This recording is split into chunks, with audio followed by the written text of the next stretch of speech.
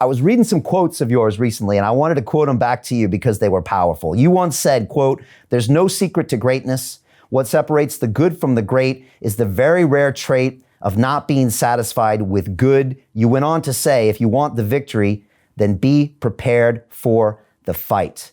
And Phil, when I heard that, it immediately reminded me of Michael Jordan as we saw him in the documentary The Last Dance, where we saw what it takes to win, and it ain't always pretty what it takes to win. And I was wondering, from a guy who's been at the top, who changed the game, who brought real professionalism to the sport, can you tell us, what does it actually take to win? A lot of faith in yourself.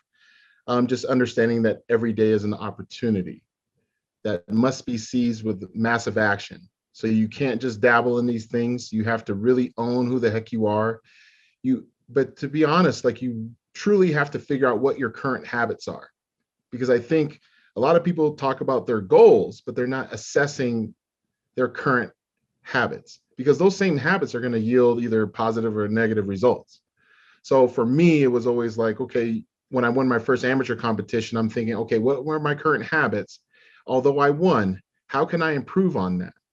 And over the course of a 15 plus year career, I was able to garner 7 Olympia titles. But overall, it was more about taking each moment, each day, and breaking things down even to the minute of why I do what I do, and understanding that if some things don't work, I actually have the answer as to how to pivot. But when we always talk about pivoting, sometimes we pivot into a negative direction because we're just trying to avoid what's really in front of us, which is the hard work. Maybe I need to pivot and face my own fears, face myself, face the criticism, take it and produce more knowledge and education about who I am, more emotional intelligence, and just go for it.